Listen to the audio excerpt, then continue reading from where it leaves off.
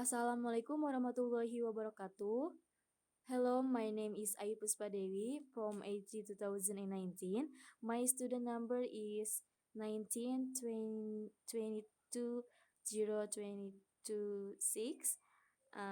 Here, I'm going to presentation about basic concepts of English for specific purposes or ESB.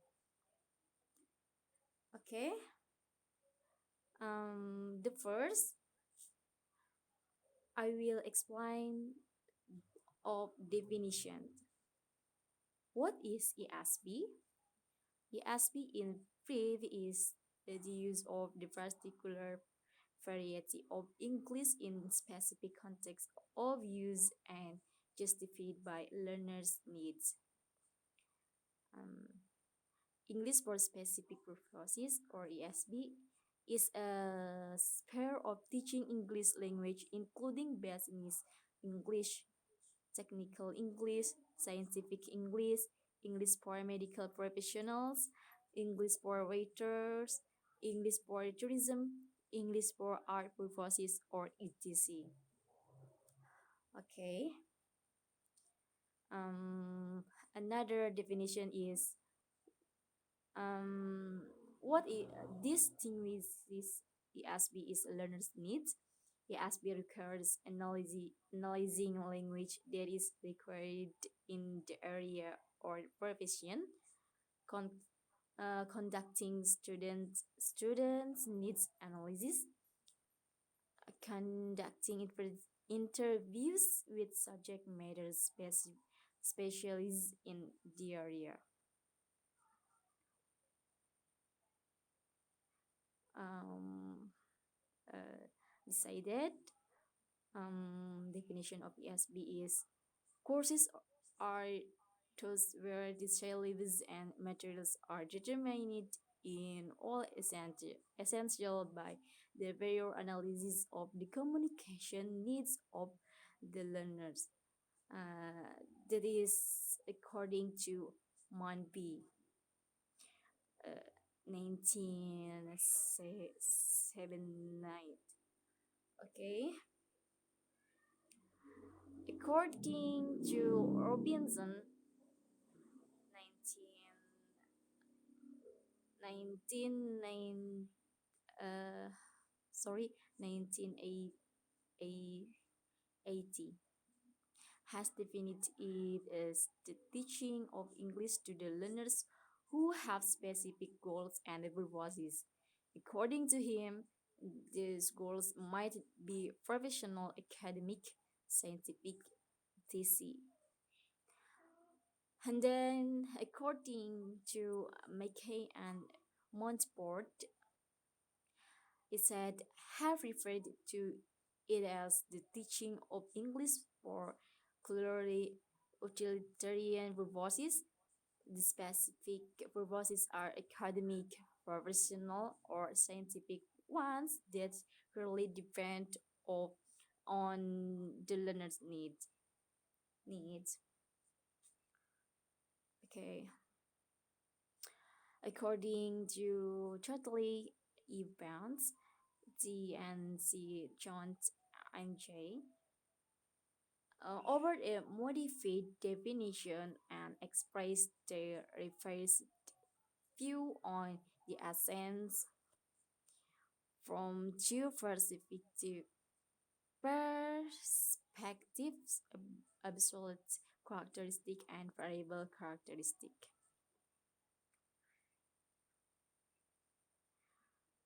The next slide is uh, uh, I move on characteristics of ESB. There are absolute characteristics. ESB is defined to meet specific needs of the learners. ESB makes use of underlying methodology and activities of the discipline it serves. ESB is centered on the language appropriate to these activities in terms of grammar, lexics, register study skills and discourse. The next variables characteristic of ESB. Um, they are maybe related to or decided for specific disciplines, may use in specific teaching situation a different methodology from that of general English. Likely to be assigned for trial learners, generally designed for intermediate or advanced learners.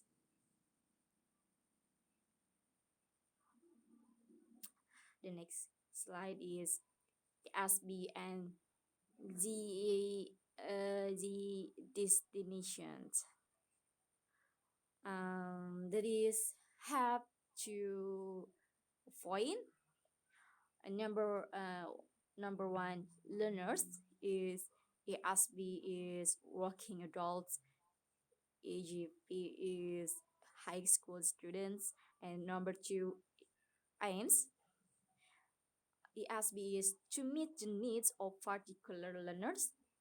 Yeah, beside it, EGP is to improve overall English competence involving a range of skills like reading, writing, speaking, listening, vocab, grammar, pronunciation, and etc. Okay. The next is comparison of EGP and ESP. Number one, this is of EGP. The focus is often on education. Number two, as the learner's future needs are impossible to predict, the course content is more difficult to select. Number three, due to the above point, it is important for the content in the syllabus to have a high standards value. The next is about ESB. Number one, the focus is on training to as English is intended to be used in specific vocation context. The selection of the appropriate content is easier. Okay, number three, it is important for the content in the syllabus to have a high standard value, most relevant to the vocation context.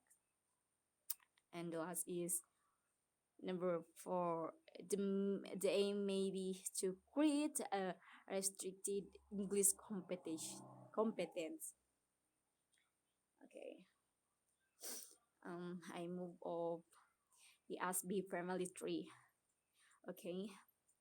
The ASB, this is have 2 points. Beside that, there are EUV and EIP. And then EUV, this is have 2 points. There are EVV, EMP. Beside that, EIV, EIV just have 1 point. This is EST. The next, historical development of ESB. Uh, 3 reasons to the Americans of ESB. There are number one, demands of the world after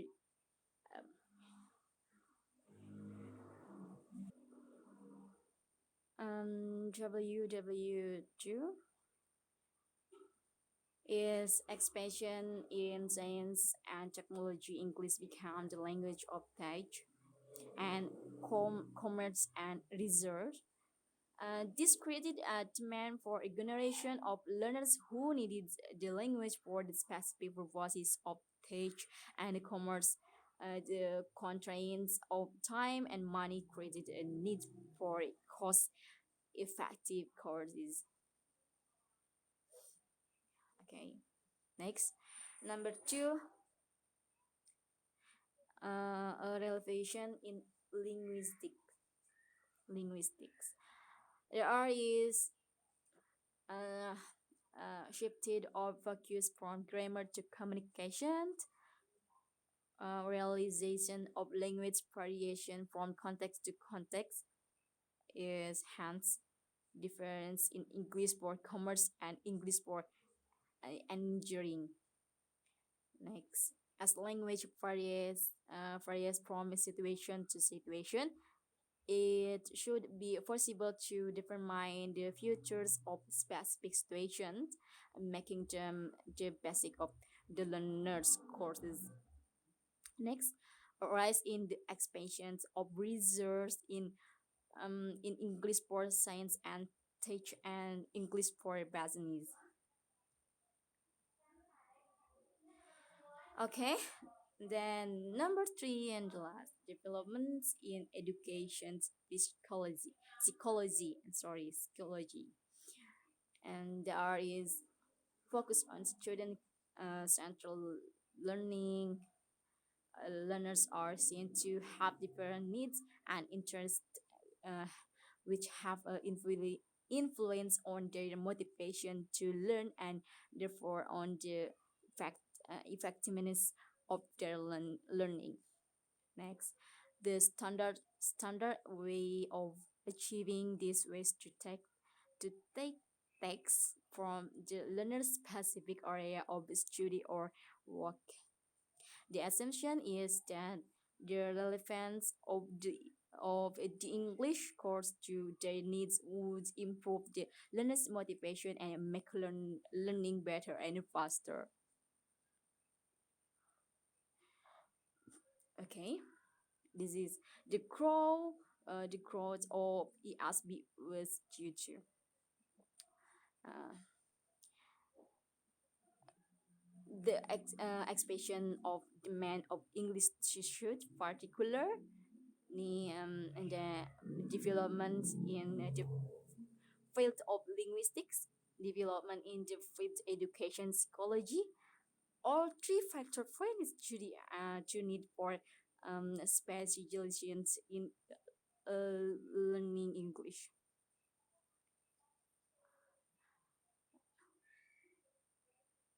Yeah.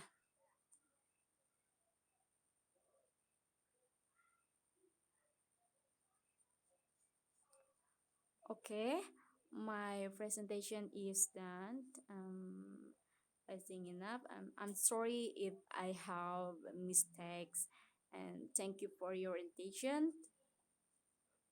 So thank you very much. Assalamualaikum warahmatullahi wabarakatuh.